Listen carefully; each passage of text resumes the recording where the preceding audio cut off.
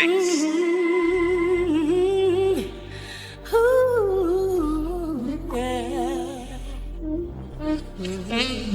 For the love of my oh. Well.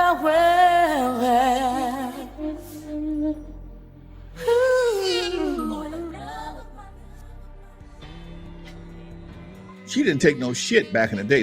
Jewell never took no shit from nobody. She was smart, very smart mouth. Had plenty of jokes. Had dimples like a son of a gun. Two big ass pretty dimples. She was a pretty girl. She was a very pretty girl. Sang her ass off, and she just had that street connect. She had that street connect. I'm gonna leave it like that. What's up, family? The First Lady of Death Row. Her name is Jewell Caples. If you didn't know her, maybe you should. She was the background vocalist on the Bone Thugs and Harmony song For the Love of Money. So if you never knew that, now you know. But she had much more of a career than you know. She signed with Death Row back in 1992. That's when she started recording with NWA, and then they ended up signing her to a deal, and she contributed to a lot of songs on the Death Row label. She's worked with Snoop Dogg, she's worked with Dr. Dre, Eazy-E, and as I mentioned, Bone Thugs and Harmony. A lot of people don't give her enough credit. Unfortunately, she wasn't credited on a lot of songs that she did for Death Row. That's kind of how it was back in those days. But Eazy was known for writing checks, matter of fact, big checks to artists just to kind of pay them off for the art that they did. And a lot of people confuse Michelle Lay for being the First Lady of Death Row. She was definitely one of the most known female R&B singers on Death Row, but she didn't contribute more than Jewell did. Jewell has contributed her vocals to The Chronic, Doggy Style, Above the Rim soundtrack, Murder Was the Case soundtrack, Dog Food, All Eyes on Me, The Dog Father, Gridlock the soundtrack, and Gang Related the soundtrack, just to name a few. She's originally from Chicago. I'm not sure if she was born and raised there, but she was originally from Chicago. But she didn't get her break until she started doing background vocals for NWA and then ended up signing with Death Row back in 1992. She became one of the most frequent used vocalists on Death Row. As a matter of fact, Suge Knight would go on to say that she was the First Lady of Death Row. Other producers even said that if you ever hear a song that came out of Death Row, most likely it was Jewell on the track. Whether she laid the vocals, the hooks, it was probably her voice. A lot of us remember Tasha that did the Thuggish Ruggish Bone, but those are two different people.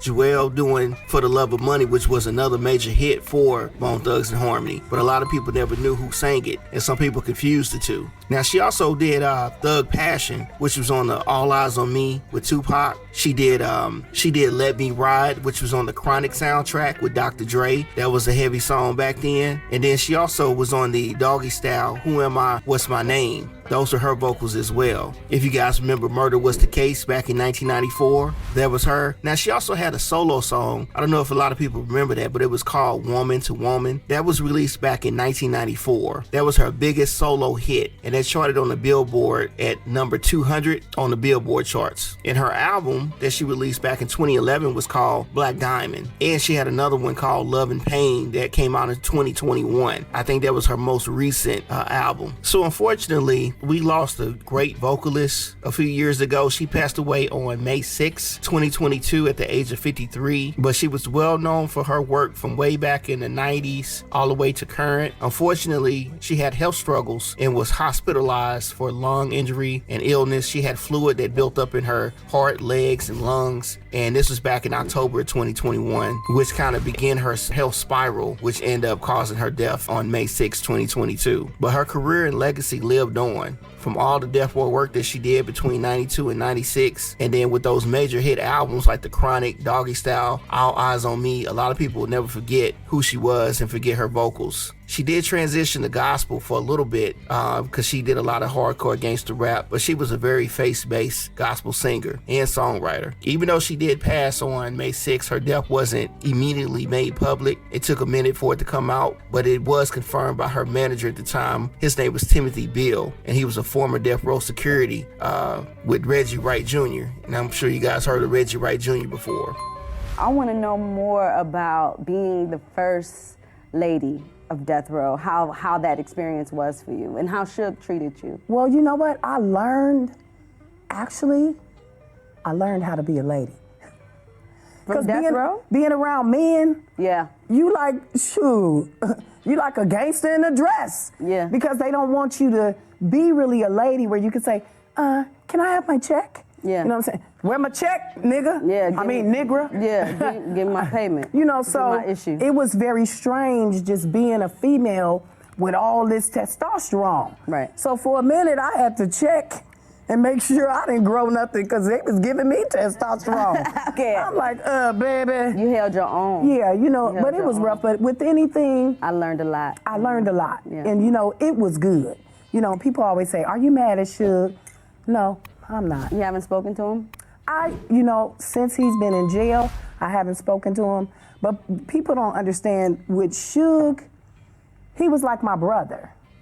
So sometimes when you're running a business and the people view you as their family, y'all know how y'all do family sometimes, right? Yeah. I'm gonna skip the family reunion. No. I can't, though. You know, so it gets a little intense at times, but I promise you, I wouldn't want to trade that in for nothing in the world. I feel that. The experience made me who I am now.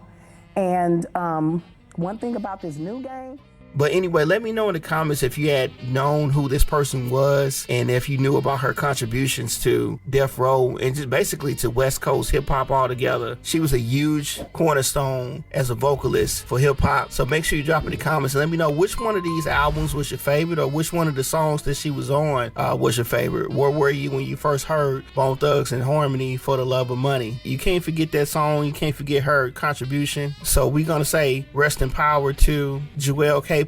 And thanks again for all your work and all your talent that you shared, not only with the West Coast, but with all of the world. So not to be the first, not to be the last, but she was the first lady of Death Row Records. We pay respects to her. So family, make sure you hit that like and subscribe if you haven't already. I'm trying to build up my subscribers. A lot of people come to watch the videos, but not a lot of people subscribe. So I need your help to make sure you subscribe. And also don't forget, I'm over on Instagram and I'm on Facebook by the same name at Level Up with Buck on Facebook and Instagram.